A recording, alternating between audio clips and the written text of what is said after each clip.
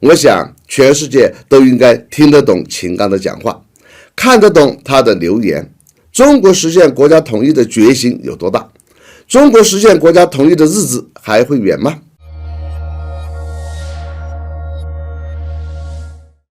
大家好，我是罗富强。本期我们聊的话题是秦刚参观波茨坦会议就职，发表讲话释放非常重磅的信息。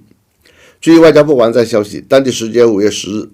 国务委员兼外长秦刚在柏林参观波茨坦会议就职，并发表重要讲话。波茨坦这个地方对于世界历史具有重大意义。看了秦刚外长的讲话内容，我的第一感觉是释放了非常重磅的信息，这是国家的坚强决心和意志，也感到非常期待和备受鼓舞。秦刚访问德国，专程前往参观具有历史性、标志性意义的地方波茨坦，这一行动的本身就已经释放了足够的信息。中国不会忘记历史，世界不应该忘记历史，德国和日本更不该忘记二战的历史和关于二战的会议和宣言。这本身就是针对嚣张反华的德国外长，更是对日本军国主义复活与美国联手试图插手台湾问题野心的警告。秦刚的讲话分为3个层面，第一层面是回顾第2次世界大战及感想，专门提起决定德国、日本战后地位和国土划定的波茨坦公告和开罗宣言。秦刚说，刚才我参观了波茨坦会议就职，历史和现实交错，令人感慨良多。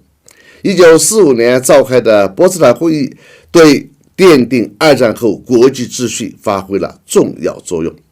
对中国人民具有特殊的历史意义。会后发表的波茨坦公告重申了开罗宣言的规定，包括日本所窃取的包括台湾在内的中国领土应该归还中国。这是世界反法西斯战争的重大成果，这是3500万中国军民用生命和鲜血换来的。第2层面是揭穿当下的美国违反甚至践踏波茨坦公告的行径。秦刚指出，今天美国口口声声要维护以规则为基础的国际秩序，却把自己当年起草的波茨坦公告抛在脑后，支持纵容台独分裂活动，破坏战后国际秩序，损害中国主权和领土完整，中国人民绝不答应。是啊，波茨坦公告是美国、英国和苏联讨论研究，经过蒋介石同意，而后以美国、英国和中国3国名义发表的。最主要的内容是3个：一是限定了日本的国土范围限于本州、北海道、九州4国及盟国所决定其他小岛之内；二是规定日本必须交还侵占的中国台湾以及其他领土及岛屿；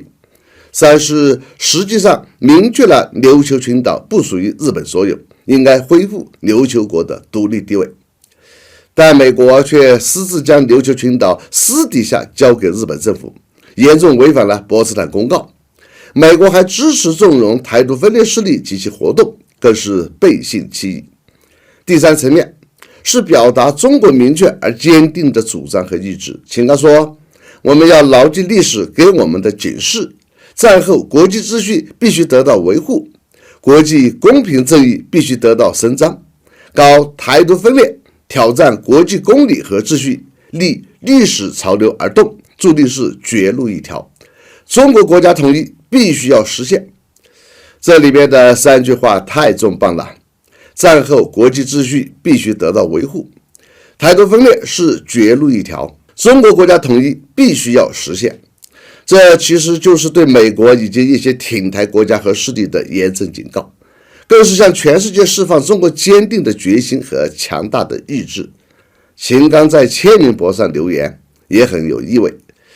维护战后国际秩序，促进世界和平繁荣，实现中国国家统一。我想全世界都应该听得懂秦刚的讲话，看得懂他的留言。中国实现国家统一的决心有多大？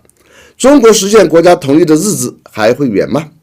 这是在给美国、日本乃至全世界预先打招呼，中国会在不久的将来采取一切可能的手段，实现国家的统一。好，本期话题就到这里，我们下次见。